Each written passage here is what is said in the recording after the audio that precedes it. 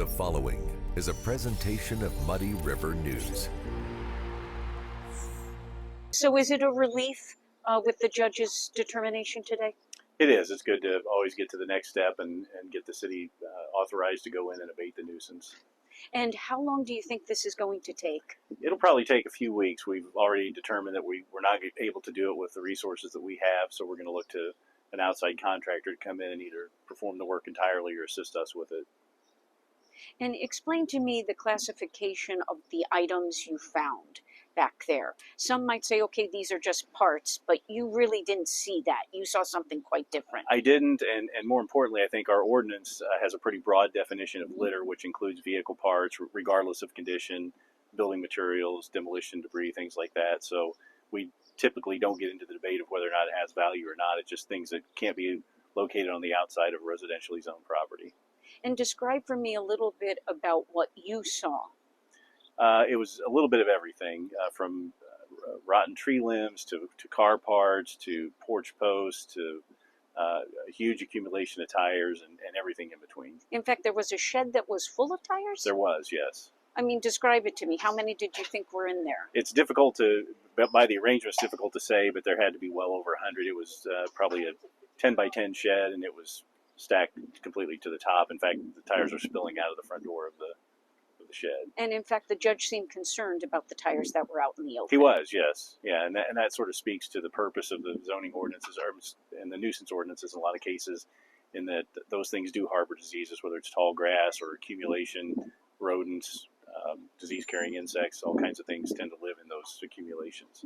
And the judge was also clear that he would want the cooperation of Mr. Christ. That's correct, yes. So that's a key component to this case because the city has tried to work with him in the past?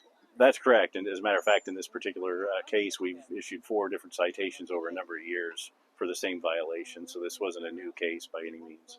And this most recent ordinance violation that you notified him of, you gave him an extension of the usual time to clean up? I did. We would normally give 7 days, but we knew that wasn't a reasonable amount of time given the vast volume of stuff that we saw back there. And this really is about the community as opposed to one person in particular. It definitely is, yes. And this was kind of the first case that we've taken to this length. But I think you'll see a lot more of this going forward with the new administration and the new legal team. And what is the call to action with the new administration? Well, I think this case probably is a better example than any we could have even thought of, in the fact that, let's say over the last 10 years, we've issued 4 tickets, and those have led to no cooperation. It hasn't led to any noticeable change on the property. The defendant may have been fined, may have received fines, but yet the violation continues to exist. So we're to the point now that we're not even as worried about that as we are in just making a noticeable change for the neighbors on this property. And because neighbors have expressed concerns to you? They have, yes. And that's really how this case started? That's correct, yes. So it wasn't the city was just going around looking for people to fine? No. The city does do a degree of proactive inspection now, but by and large, most of our cases come to us by way of complaint. What message do you think this sends to other property owners who have received similar notifications? I think they need to take the notice seriously. There's a very good chance that it will follow the same course. So our main objective is to obtain compliance and cooperation. So if you receive a notice and there's some extenuating circumstance, contact us as soon as you get the notice. We want to work with you. We want to try to resolve this without having to go this route. But if we have to go this route, then we certainly will. Muddy River News. Our home, our news.